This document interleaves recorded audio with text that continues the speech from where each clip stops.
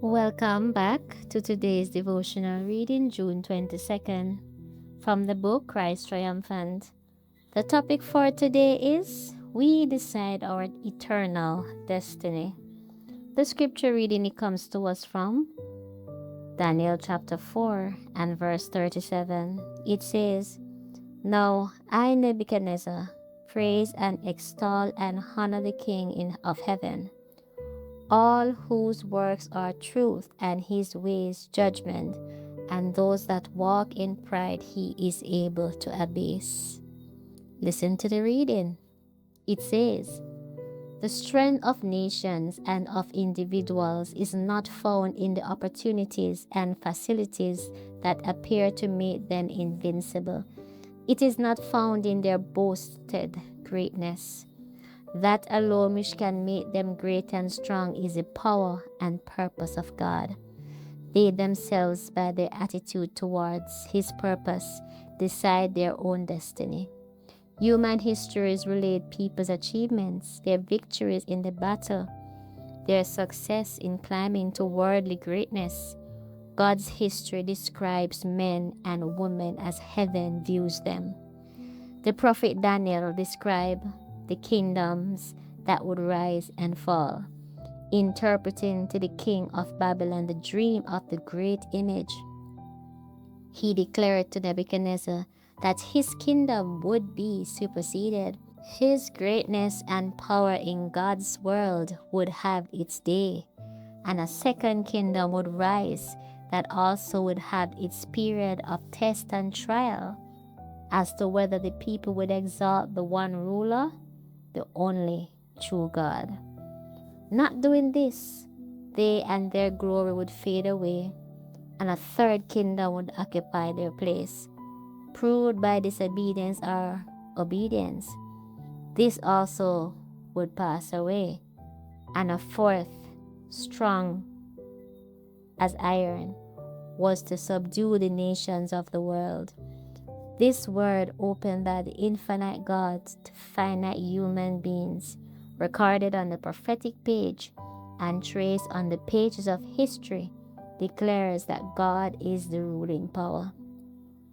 The voice of God, heard in past ages, is sounding down along the line from century to century through generations that have come on the stage of action and passed away.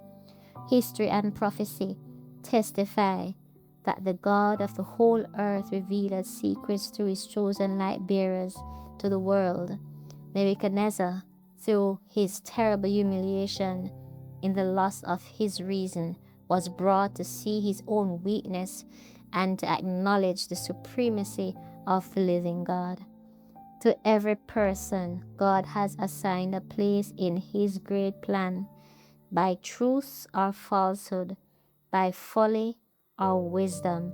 Each is fulfilling a purpose, bringing about certain results, and each according as he or she chooses obedience or disobedience is deciding his or her own eternal destiny.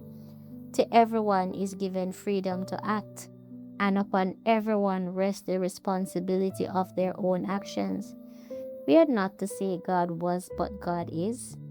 Though kings shall be cast down and nations removed, the souls that through faith link themselves with God's purposes shall abide forever. We have come to the end of another devotional reading, June 22nd. The topic was, We Decide Our Eternal Destiny. Choose ye this day who you will serve. Our choice today determines our destiny. We can choose to disobey and die, or obey and live. The choice is ours. What will you choose today? As you answer that question, listen to this song, and may it bring peace to your hearts. I'd rather have Jesus than silver or gold. I'd rather rather be his than have riches untold.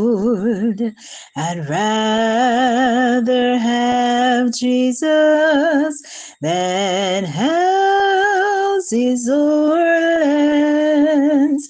I'd rather be led by his nail-pierced hand than to be the king of a vast domain, or be held in sin, dread sway. I'd rather have Jesus than anything